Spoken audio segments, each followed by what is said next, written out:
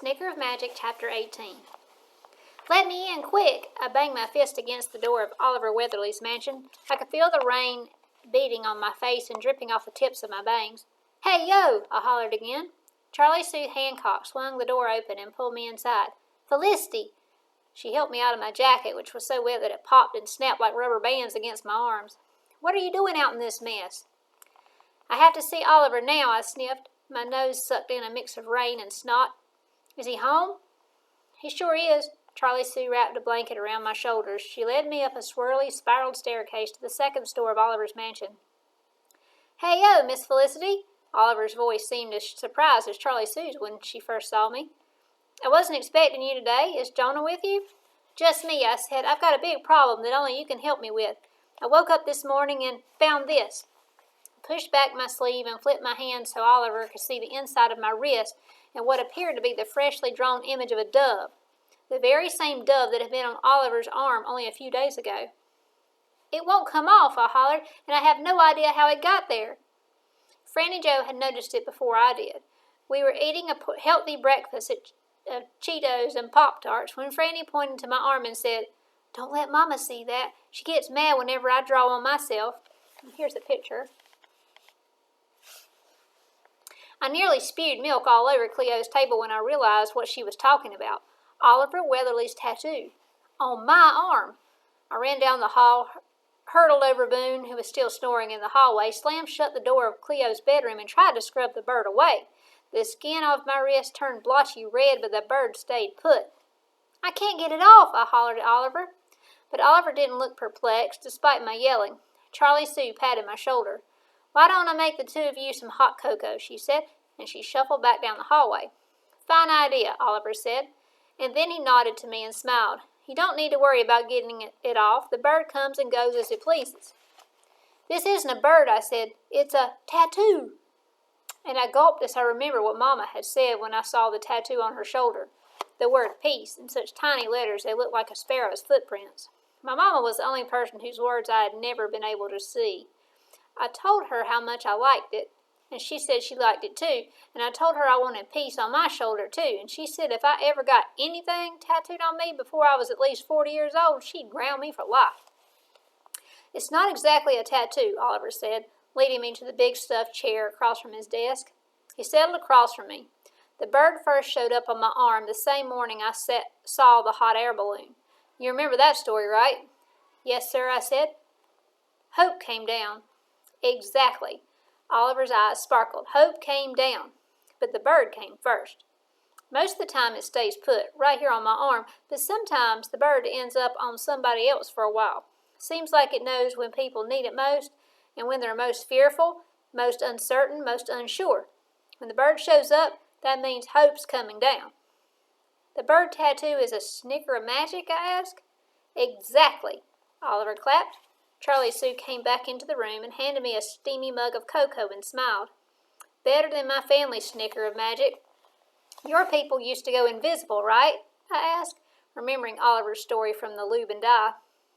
Used to. Charlie Sue propped her hands on her hip. But now we just go blurry in pictures. Oliver chuckled. I looked down at the inky dove on my wrist. I could use a little hope, I admitted. Oliver nodded. You mean for the duel, I reckon? When Jonah told me about that, I had a feeling the bird might show up on you. It'll sure stay with you through the duel. That bird means good is coming your way. Oliver grinned. You got nothing to worry about now. I guess that's okay then. I finally touched my finger to the bird's wings. It didn't feel feathery or magical, it just felt like my skin. That bird doesn't attach itself to people for nothing, Oliver said. You must have something good worth saying if the bird showed up on you. Wear it well, you hear? I breathed easier then, first because the tattoo would be gone in a few days, and that meant I wouldn't be grounded for life, but I also couldn't help but wonder if that meant everything would be okay. Maybe better than okay. Yes, my heart agreed. Yes, yes, yes. The rain let up long enough for me to run to Jonah's house on Chicken Bristle Lane. As soon as he opened the door, I held out my wrist. Look, I said, I got a tattoo. Spin diddly wicked, Jonah grinned. You got Oliver's bird. I told Jonah all about my crazy morning as I followed him into the kitchen. Oliver says it's a little Snicker of magic, my good luck charm for the duel. Kind of like a lucky rabbit's foot, but way less disgusting. I stopped so abruptly that my sneakers squeaked against the black and white kitchen tiles. Toast Terry sat at Jonah's kitchen table, and a carton of Dr. Zook's in front of him. 2 thick books were fanned open on the table. Since no words were spinning up out of them, I figured they were math books. Numbers tell all sorts of stories to some people, but they've never done so much as whisper at me. Toast nodded in my direction. How goes it, Pickle? Okay, I smiled. Jonah wheeled around me towards the refrigerator. Toast is helping me with math stuff. You need tutoring? I flopped down in the empty chair. I didn't mean to sound so surprised, but Jonah didn't look offended. He just laughed. Decimals are my kryptonite. We were talking about the duel when you walked in. Tell her your talent, T. I can make grilled cheese with a clothes iron. Toast grinned proudly. That's how I got my nickname. Toast. Someday I'm going to be a chef and make gourmet grilled cheese. The space llama will be my trademark. That's a spin-diddly life goal, I said. Toast raised an eyebrow. Spin-whatty? Spin-diddly is Felicity's word for awesome, Jonah clarified, coming to join us. Toast has a good luck charm, too. Yeah, I do, Toast beamed. He leaned in and pointed to a long whisker squiggling out of his chin. I named it Goliath. You named your facial hair? I asked. Of course he did, Jonah beamed, reaching across the table to give Toast a fist bump. That's a monumental achievement. Toast laughed as he stood up and stretched his long arms. I need to use the facilities. Be right back. Once I knew Toast was out of earshot, I said to Jonah, I've never seen him so laid back. I've barely ever heard him talk. Honestly, I didn't think he liked me very much. He's just shy, Jonah said. The two of you have a lot in common, actually. Toast is self-conscious about his voice, and you're afraid to use yours. So you got a know-how over Toast? He's a Beetle project? No, Jonah said quickly. He's not a Beetle project. He's a friend. You're a friend, too. If I get a know-how over my friends, that's just a bonus. I flicked at the lid of my Dr. Zook's carton. Does he know your pumpernickel? Jonah shook his head. Nope. I couldn't help but smile as I looked down at the bird on my wrist again, traced my finger along the tip of his inky black wings. He'll do great in the duel, Jonah said. That grilled cheese thing is pretty darn spin-diddly, right? Better than reading poems, I sighed, tracing the pointy tip of the bird's beak. You are still competing in the duel, right? Jonah's eyes looked all swampy green and sad. Because I thought after you figured out the Threadbare connection, you might not. You knew my family was cursed, and you didn't tell me? I must have figured it out at the same time you did. Mama told me your family was kin to the Weatherlys. Jonah shook his head. But you heard Oliver. Nobody knows if that curse was even real. After all I've told you about Mama's rambling habits, you don't think the curse still exists? I swallowed. Not even a little bit? Maybe you only have a snicker of it, he conceded. A snicker's enough to do plenty of damage. Jonah moved his hands closer to me, and I thought he might touch the bird on my wrist, but he didn't. You know, if you don't want to do the duel, I won't be mad. It's nothing like we'd stop hanging out or anything. I raised my eyebrows. Seriously? Jonah nodded. I only want you to do the duel because something good will happen there, I sighed. I'll do the duel. I already told Mama and Cleo I would. I don't want to disappoint them by backing out. Plus, I have a plan B. Jonah raised an eyebrow. Plan B? I thought maybe we could figure out Isabella's riddle. Then we'd break the curse. You're not a Threadbare, Felicity. Even if you're related to them, so what? You're related to lots of other people. You're part pickle, part harness, part who knows what else. There's a part of you who you are, but you are the only Felicity. I think Oliver's right. The curse only matters if you let it. But all the same, I said, trying not to sound like I was begging, there's a chance we could break it. The last duel was when everything went wrong. What if this is the duel where we make everything right? I'm part Threadbare. What if I'm here for a reason? What if I could do it? Maybe Jonah didn't believe in curses, but I could tell he was interested. Just as he started to answer, he heard Toast bellow from somewhere in the house. Pickett, okay if I play your piano? Sure, Jonah yelled back. His yell must have woke up the storm because suddenly the clouds split apart and the rain fell hard and heavy against the roof. A deluge water wall, silver, stormy star curtain. I wrote down the words dripping down the windows of Jonah's kitchen. Let's focus on you doing the duel, Jonah said, but maybe we could look at the riddle too, if that makes you feel better. Yes, I made you a copy. I ripped the page I'd written for Jonah out of my book.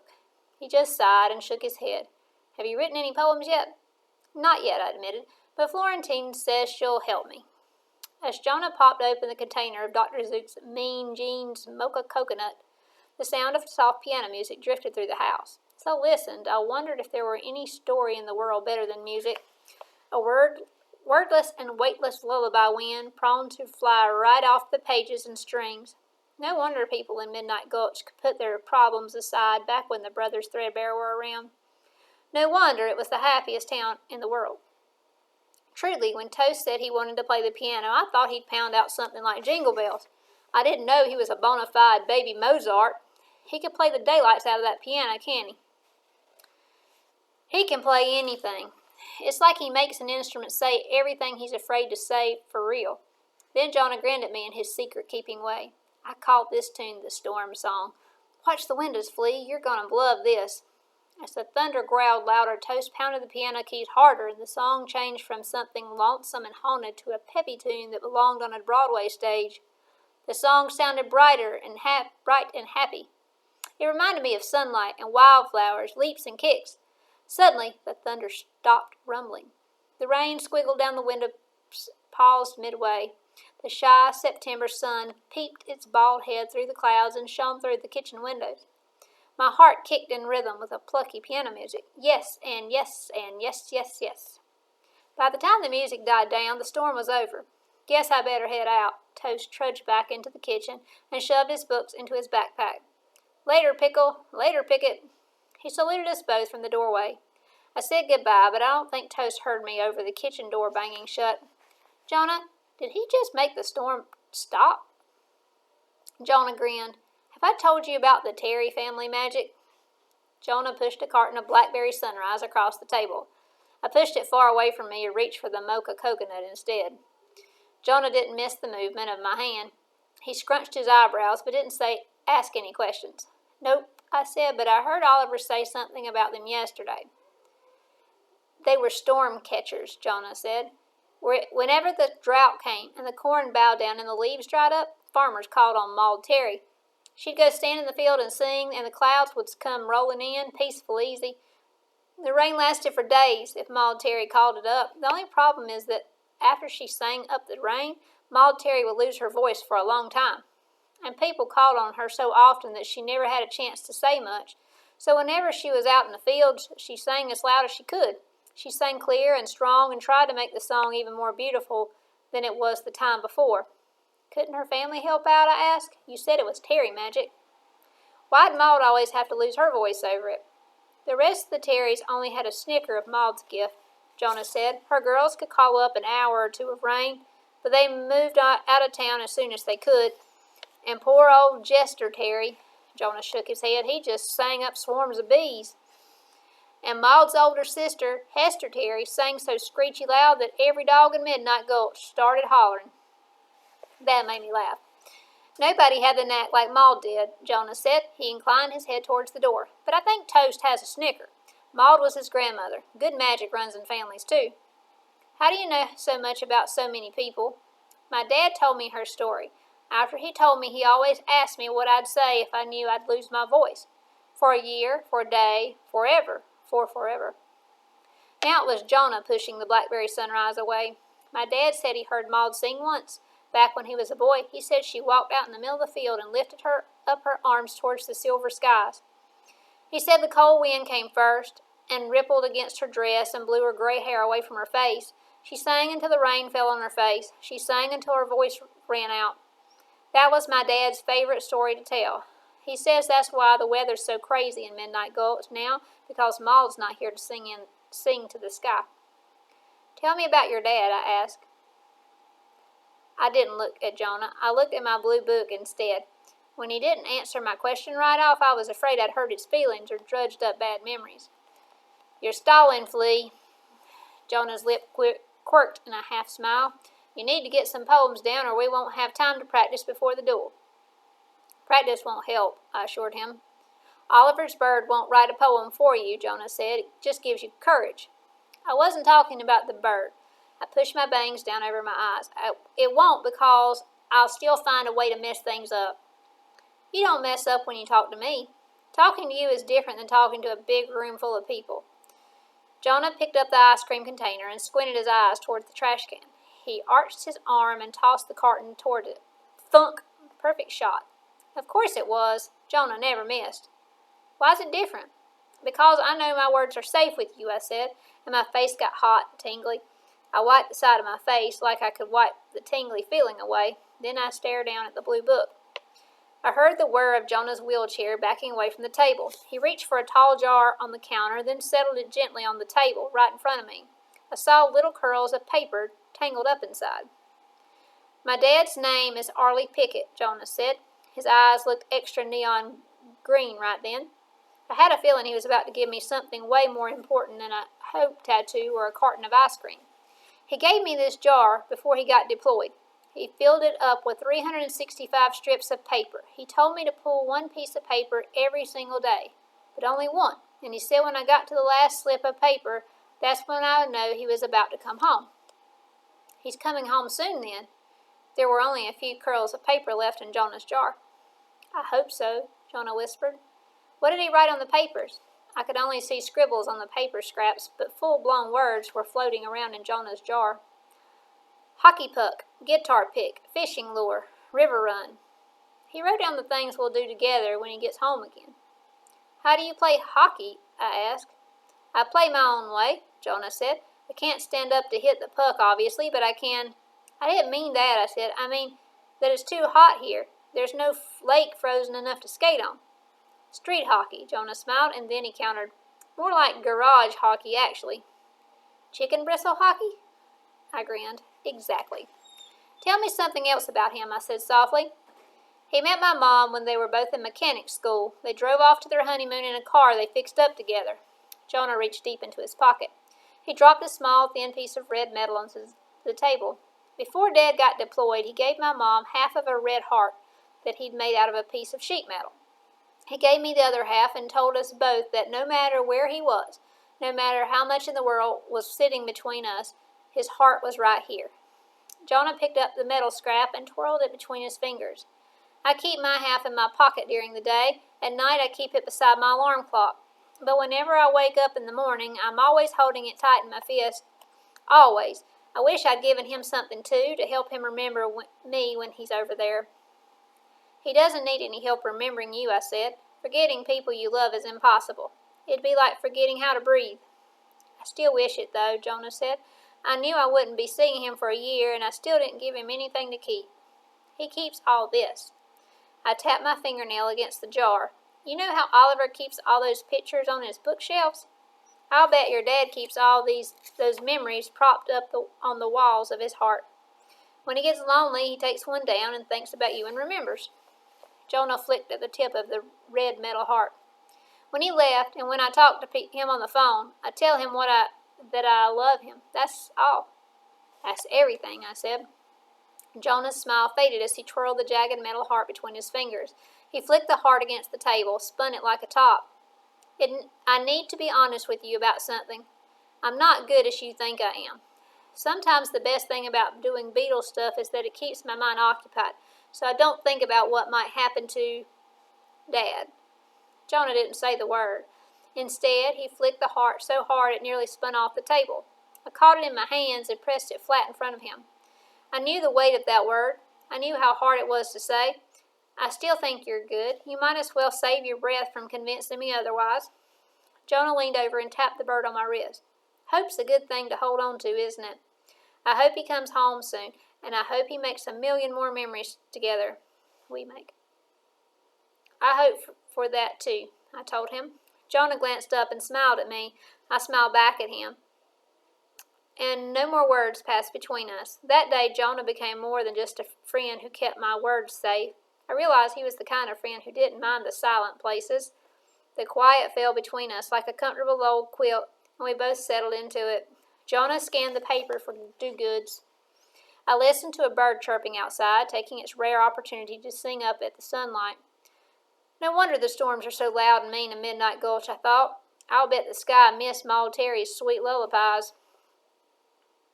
I ain't dancing, Cleo hollered. If I start stomping and jumping, everybody in this building will think there's an earthquake. Have it your way, then. Boone shot up off Cleo's couch and tightened the banjo pegs.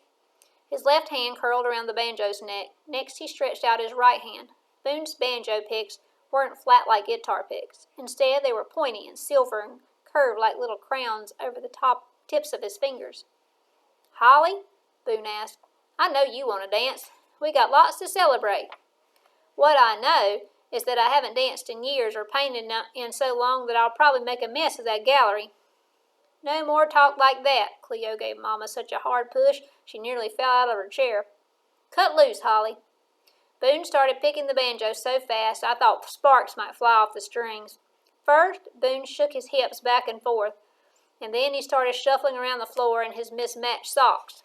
Biscuit was sniffing out the cowboy boots Boone had kicked off by the couch. This night was definitely a celebration. Boone didn't kick off his boots for anything. Get up, Holly, Boone hollered. Mama shook her head no, but her foot was already tapping yes, yes, yes. I guess some people love music so much it gets caught up inside them. Suddenly, Mama shot up out of the chair and twirled around so fast that her hair came loose from its elastic. You gotta dance too, Franny. Cleo started clapping a loud rhythm to Boone's music, and so did I. Franny squealed as Mama spun her around. You too, Felicity. Mama pulled me up out of my seat. I tried to dance the same as Mama. I let the music tell my feet what to do. I closed my eyes and shuffled back and forth. Then I kicked and I jumped and I spun around so fast that the locket flung up and whopped me in the forehead. I love this more than Friday, Franny Joe yelled. I love this more than fireflies. I love this more than cake icing. I spun around once more and plopped down in the floor, spin diddly dizzy with happiness, until I noticed the brochures sticking out of Mama's purse. Seattle, silver city skylines and squiggly roads on a map. I wondered if the miles would feel even longer now that they'd be separating me from so many people I loved. I thought about Jonah and his dad, how they still talked to each other weekly on the phone, thank goodness, but Jonah missed the physical presence of his dad too. I pushed back my sleeve and traced my ink bird. Hope's coming down for all of us, I reminded myself. Hope was coming down for me at the duel, once I figured out how to break the curse. But I had a sudden and fantastical idea for sending Hope out to someone else, someone who needed it even more than me. Once all the pickles and harnesses were snoozing, I snuck down the hall around Uncle Boone's sleeping bag over to the window of Aunt Cleo's apartment and pushed it open. Squeak! I cringed at the sound and waited for Cleo to run out of her room, flinging her broom, looking for an intruder. That's what happened the other night when Boone got up and got a drink of water. Apparently, Cleo forgot he was here and ran in the kitchen and whacked him so hard with the broom that she nearly knocked him into next week. Nobody got up this time, though. I waited until I heard Boone snoring again. Then I took one of the table chairs and pushed it up close to the window. Something cold clutched around my ankle, and I nearly screamed. Luckily, I glanced down in time to realize it was Franny Joe and not some mean old shadow. Isabella Thistle's magic didn't sound very creepy in the daylight, but it sure was bothering me tonight. Go back to bed, I whispered to Franny. What are you doing? She climbed up on the chair beside me. You can't fly. Why would I try to fly? Whisper yelled. Do you think I'm an idiot? Franny Joe didn't answer. I sighed. Stay here if you want to, but stay quiet. I got work to do. You'll get in trouble for drawing on yourself. You'll get in trouble for being out of bed. I pushed my sleeve up to my elbow and looked at my hope tattoo. You could win the duel with that, said the selfish half of my brain. But you don't need more hope, said the do-good half. You've got enough inside you and all around you. You've got it in your friends. You've got it in your family. You've had it all along. I touched the fine tip of the pen to my wrist, right along the upturned feathers of the dove. The ink was so cold I felt every letter as I wrote the words on my skin. Sweet as cotton candy. Love you. And then I threaded the rest of the letters underneath it. That's all. That's everything. Next I pressed my lips against my wrist. I know you're not a carrier pigeon, I whispered, and I don't know if you fly long distances. Why are you talking to it? Franny asked. Shh, I told her, returning my full attention to the bird. I don't know exactly what you do, but I'd be grateful if you deliver that message to Arlie Pickett for Jonah." "Juna," Franny Joe said. She made kissy noises with her mouth. "Hush," I said. "You Franny gasped. "Felicity, your ink bird is fluttering." Sure enough, the bird on my wrist shook out its feathers until it was puffed up proud and strong. Then it stretched its wings open wide and flew off my wrist, taking my words along with it. I saw one last flicker of Oliver's bird before it sailed out the window and blended into the night. The bird was my only good luck charm, I gulped. The duel was coming, Mama was leaving, and I just sent all my courage out the window. "Guess I'm on my own now." Franny Joe slipped her hand inside mine. "You're not on your own. You've still got me."